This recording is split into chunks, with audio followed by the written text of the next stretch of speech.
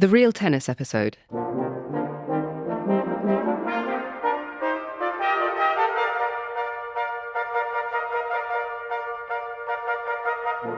I'm Clarissa Levi, Art and Heritage Counsel at Wedlake Bell. And I'm Richard Harwood, I'm a barrister at 39 Essex Chambers. And we're joined today by Robert Dolman, who is a distinguished lawyer and former chair of Petworth House Real Tennis Club and also former senior partner of Wedlake Bell. Robert, thanks so much for joining us. Delighted to be here. Well, we've been looking forward to talking to you for some time because we've been mentioning on and off over the series of podcast episodes real tennis. And finally, the moment has come when we're having a whole episode about real tennis with you. And we're so delighted to have the opportunity to ask you all about it.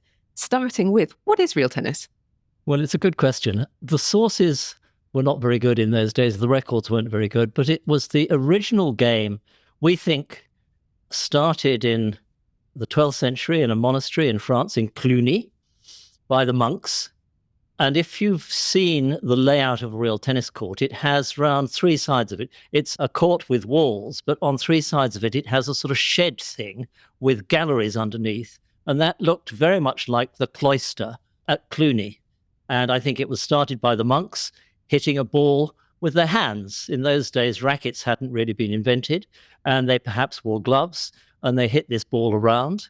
Initially, I don't think it had a net, but it was the original game of tennis. There's another view that it might have started also in Italy, in some of the piazzas, where you had market stalls with shades coming down over their produce, which made the sloping wall of the shed. But I think I'll go for 12th century France and Cluny as the origin of the game, and it developed from there. Monks hitting balls, I absolutely love it. So, Richard, I think you had a question about Shakespeare. So I'm just wondering, at what point do the rackets get introduced into the game? Do we know? There isn't a good record of it, but Richard, you mentioned that line in Henry V, that Shakespeare play where the French Dauphin sends Henry V a ton of tennis balls, a bit of an insult.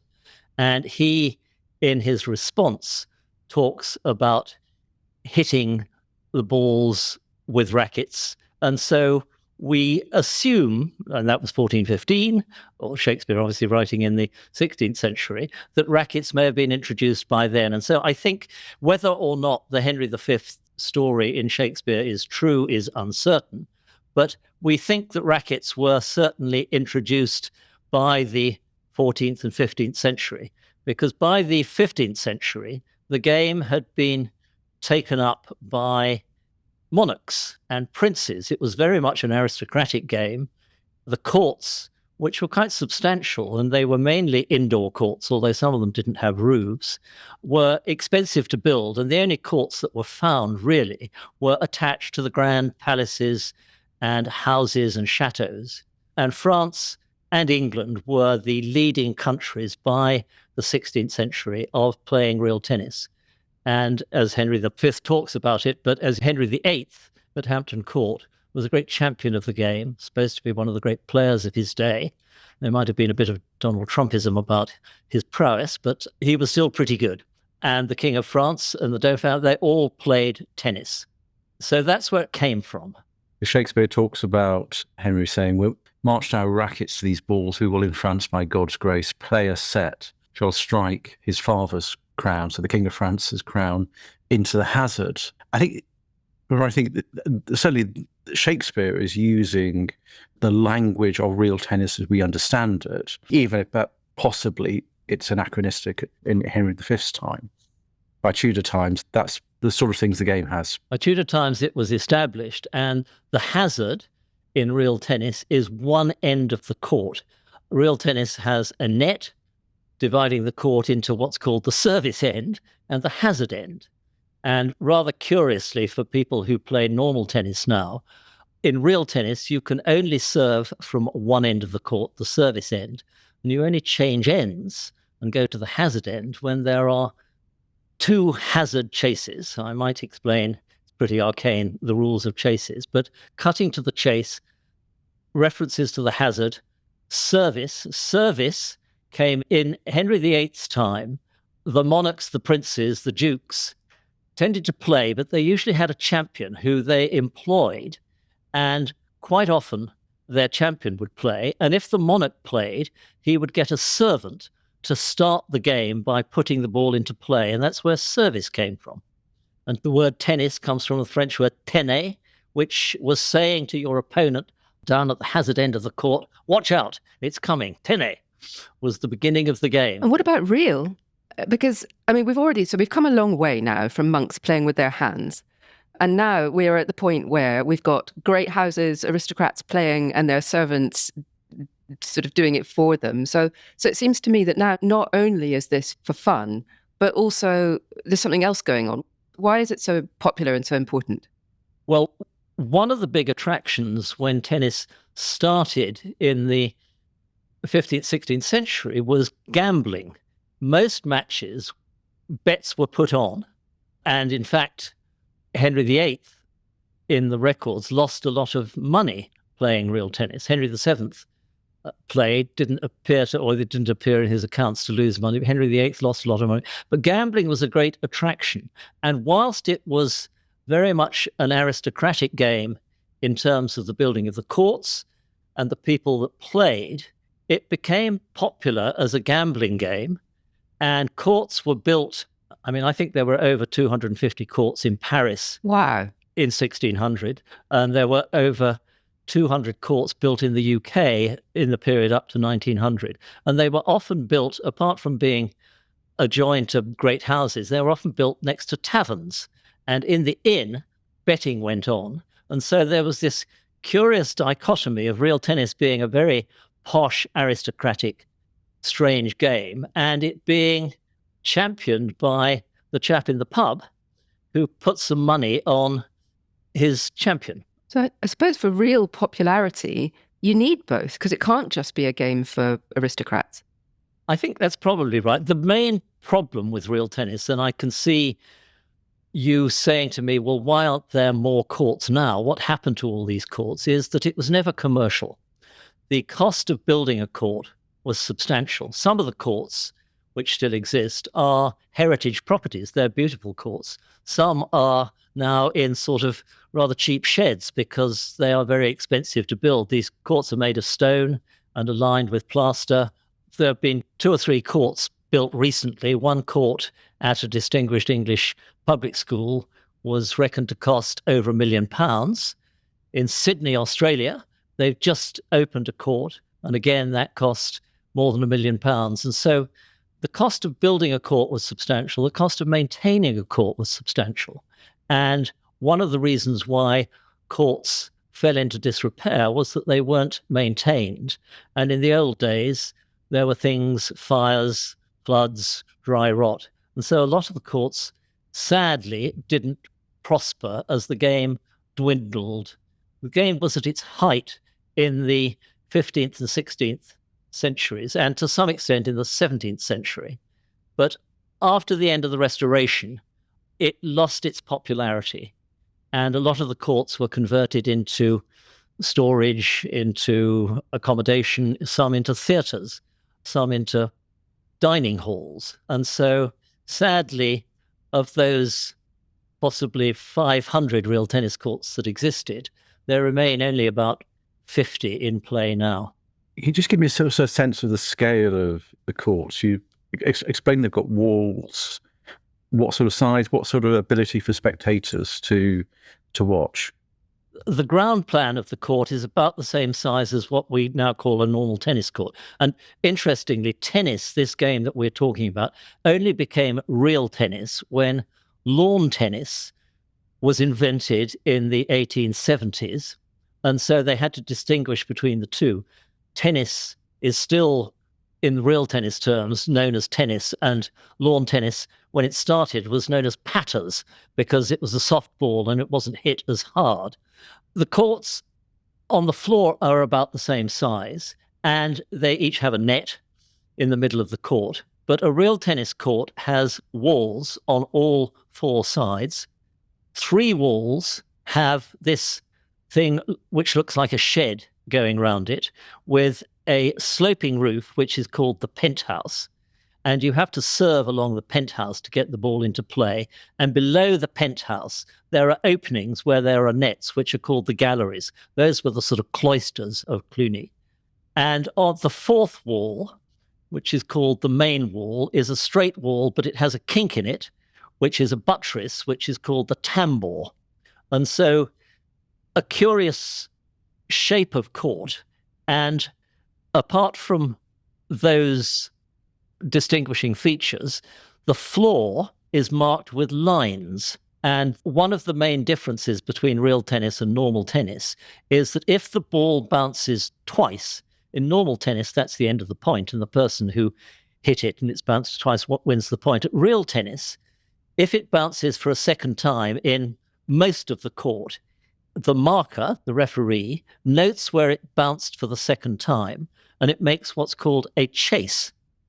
And a chase is a point in abeyance, and you only change service at real tennis when the score, and the scoring is like lawn tennis, 15, 30, 40 game, when the score gets to 40 and there is one chase, or if there are two chases. And at that stage, you change ends and you try and make the ball bounce for the second time closer to the back wall than the chase that you're playing off. Learning the rules of real tennis is about as complicated as learning to play the game. I've literally never managed. I've been watching people play real tennis for years and years, and I can confirm that I don't have a clue what's going on most Clarissa, of the time. I'm bound to say that I'm very good at the rules, not very good at the game.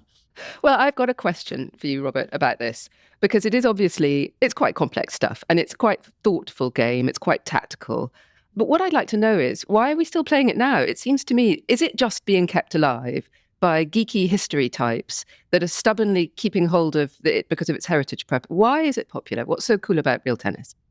I think it's a special game. It is quite cerebral. It isn't just bashing the ball as hard as you can. There's a sort of slight chess element to it. It's very tactical. And it actually suits, apart from the top players in the world, and for those watching should know that Clarissa's son is one of the top players in the world, because she won't mention that, but I will. For most of the players in the world, like me, who are not very good, you can have a lot of fun. It has a handicap system. Now, handicap systems in most games, apart perhaps from golf, don't work very well in that the better player can manipulate it. But the handicap system in real tennis is extremely good.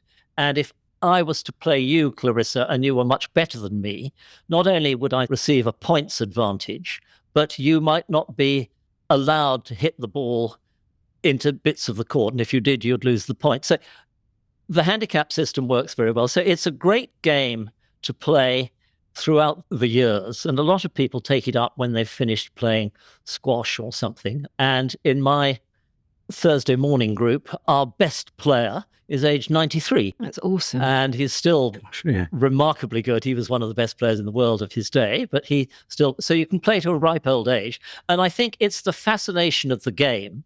And people say it's an elitist game. I say, I don't think it's an elitist game at all. It's an eccentric game. And you have to be quite eccentric to want to persevere with it. And the real tennis community, I mentioned there are probably only 50 courts in the world now, 25, 26 in the UK, is quite a small community. And not being a commercial game, in one way, has caused many of the courts to fall into disrepair. But in another way, it's great advantage because you tend to know everyone in the game. There isn't much money in the game. The world champion may make a bit, but the rest of us, I've been involved at Petworth, but most of the tennis clubs that exist in the land hope to break even. They don't make money, but it is great fun. You know pretty much all the people. You might well be having a drink with the world champion, and even if you were the worst player in the world, that wouldn't happen in many other games. So there's a non-commercial side of it, an amateur side of it, which is delightful. And I think it is a fascination as a game. And although we've seen a lot of courts fall into disrepair, we haven't seen that happen of late. And if anything, although it's pretty slow, real tennis is moving forward. And there have been, I think, 5 new courts built and prospects of 1 or 2 more being built. So if anything, it's on the move going forwards again, having fallen into quite disrepair in the 19th century.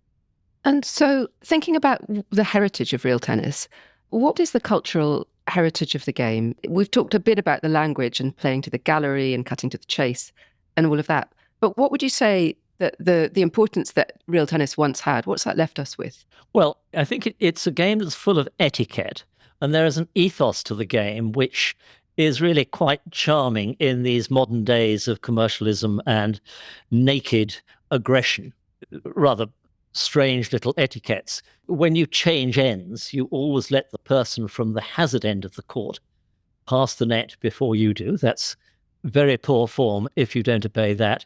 If there isn't a marker, you always give your opponent the benefit of the doubt when calling chases, because these rather strange things on chases, a bit subjective as to where it bounced for the second time. There's an ethos and a sort of bonhomie about the game, which I think is very important.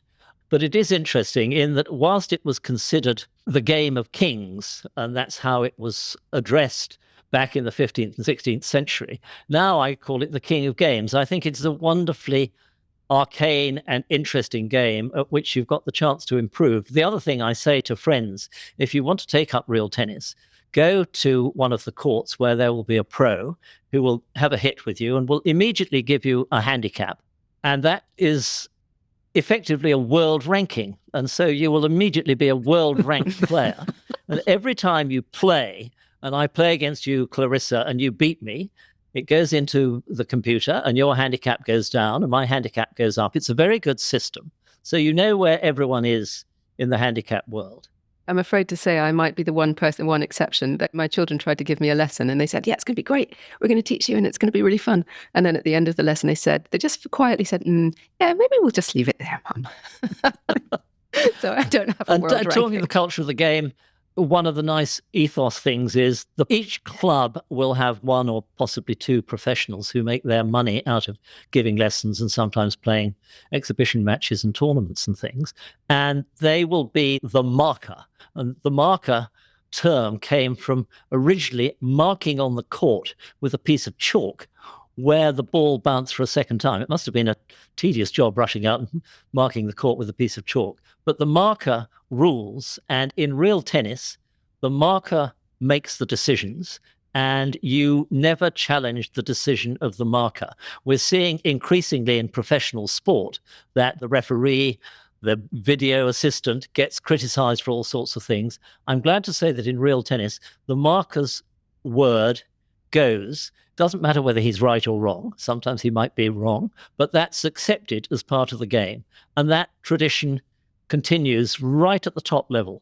I think it's rather charming. So there's a strange cultural side. And I suppose the other cultural side is that the courts, certainly in the UK, are mainly attached to interesting buildings and locations. And there is usually a historic connection with the court and the whole club, and that attracts a certain kind of person. Not everyone is interested in the history of games and things, but the history of the court. At Petworth, where I play, there have been 6 courts since 1585.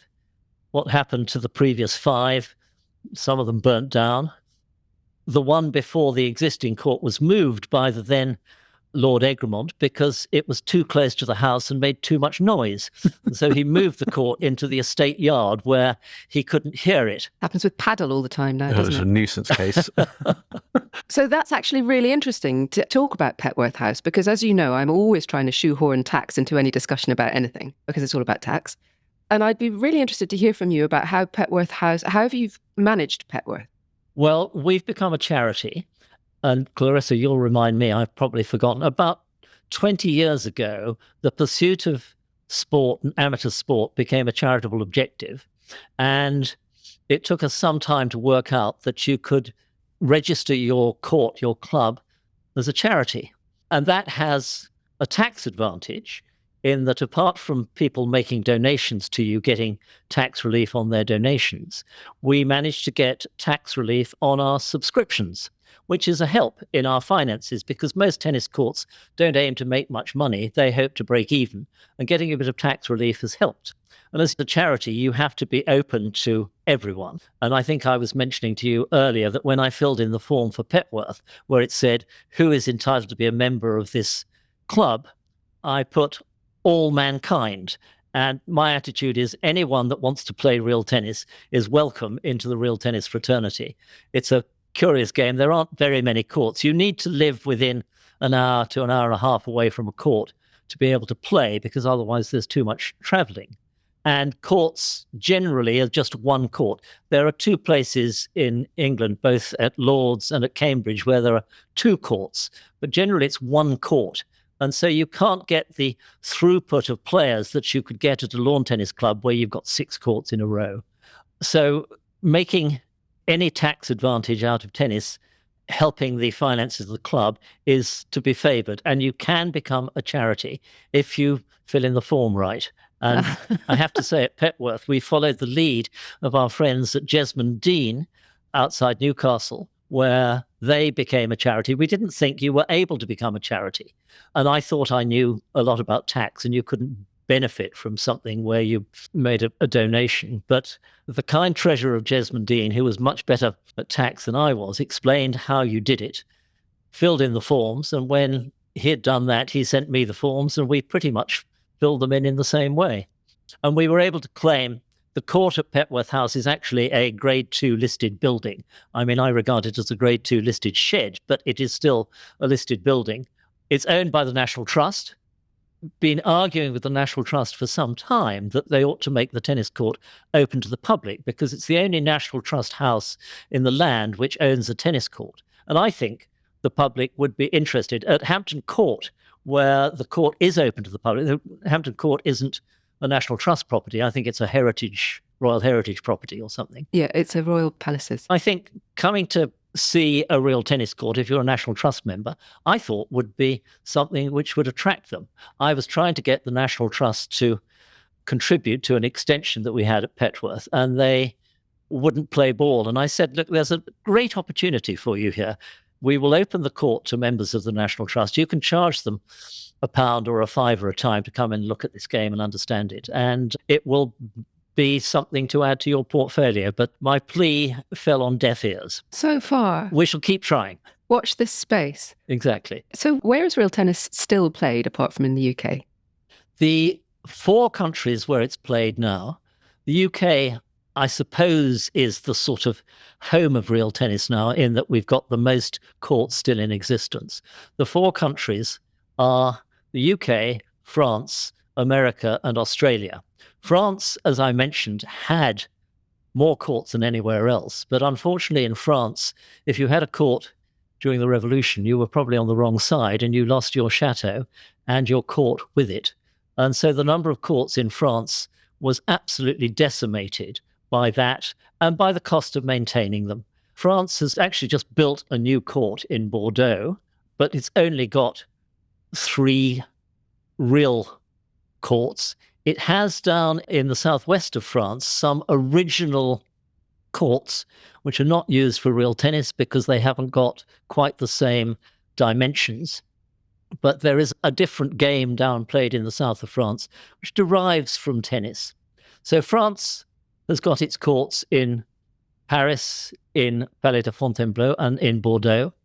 The US, real tennis became popular in the US. There were 1 or 2 courts in the US in the 18th century, but it really became popular relatively in the early 20th century, where fortunes were being made by wealthy tycoons on the East Coast. And in their estate, they built a real tennis court. And there are 10 real tennis courts in the States.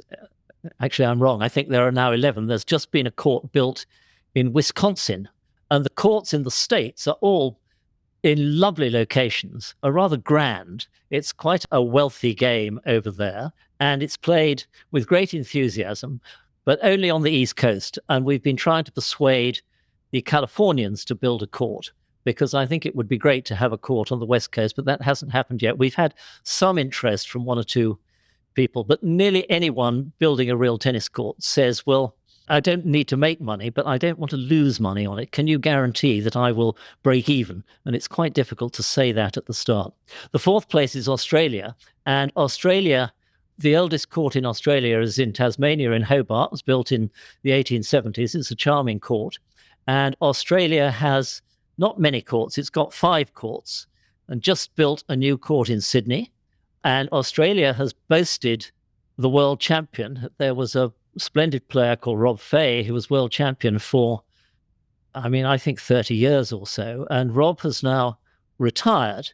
He married one of his proteges, and his wife, Claire, is the ladies' world champion, and she's just created a record by being unbeaten for the last 13 years. She's not Australian, she's English. But Rob Fay comes from Tasmania, and interestingly, Australia have produced some brilliant players. But the game is a newer game out there, mainly played in Melbourne, where there's a lovely club with 2 courts, in Hobart, now in Sydney, and in a place called Ballarat. So it's active, but the cost considerations mean it's never going to be a dominant world sport. And I think we have to accept that. And we that play it want to keep it going. We love the tradition. We love the stories involved. And once you understand the game, it's a terrific game to watch because it's very varied. It's not very good watching my level, but it's very good watching the top people play. It's quite difficult to televise. They now televise it, and there's a YouTube of most of these matches that go on. It's getting better, but it's not as televisual as lawn tennis. Well, I know that, Richard, you've been itching to ask about the actual courts. What's become of them? And we have heard that many of them have turned into storage and grain stores. And you sort of mentioned Hampton Court Palace. What is there, and does that date back from Cardinal Wolsey and Henry VIII? Yes, I think actually the court in Henry VIII's time was either burnt down or knocked down in the 17th century. And the current court there dates from the 17th century. But there has been a court at Hampton Court as integral part of the palace ever since it was built. I think Hampton Court was probably built by Henry VII, wasn't it? At the beginning of the 16th, end of the 15th century. And it's very much the royal court. They call themselves the royal court. It's a beautiful court.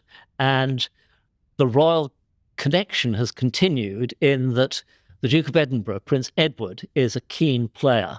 He took up real tennis when he was at Cambridge. He was doing his then father's Duke of Edinburgh award scheme. And one of the things for those that have done the Duke of Edinburgh award is to play a game. It's not a question of playing it well. It's trying to play a game and improve at it. And Prince Edward, as he then was, took it up when he was at Jesus College, Cambridge, and fell in love with the game and has played ever since, and is very much the patron of real tennis, both in this country and throughout the world, and is a keen player. We haven't persuaded the king to play yet. Matter of time. So do you have a favourite real tennis story or a real tennis memory? Well, there are lots of wonderful real tennis stories about great players who, as a handicap, their handicap was that they had to start the match standing in a barrel, jump out of the barrel, hit the ball, get back into the barrel, wait for the ball to come again. So some curious, eccentric things.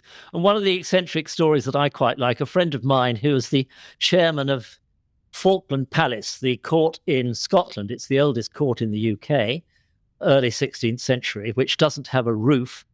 And when I talked to my friends at Falkland Palace about playing there, I said, what do you do in the rain? They said, well, it gets a bit slippy, but the rain isn't a problem. They said the snow is a bit of a problem because when you serve, you have to serve onto this roof, the penthouse, and the ball doesn't come down.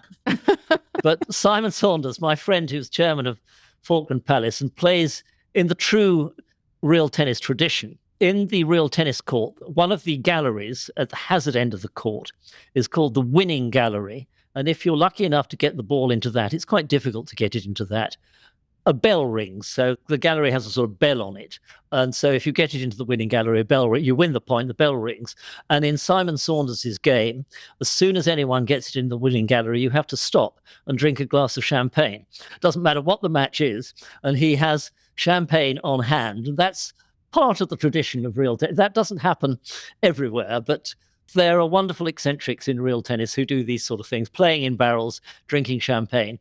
And champagne is very much the favoured drink of real tennis. Paul Roger are one of the sponsors of real tennis, and they like it because of its royal connections going back, apart from the connection with Winston Churchill.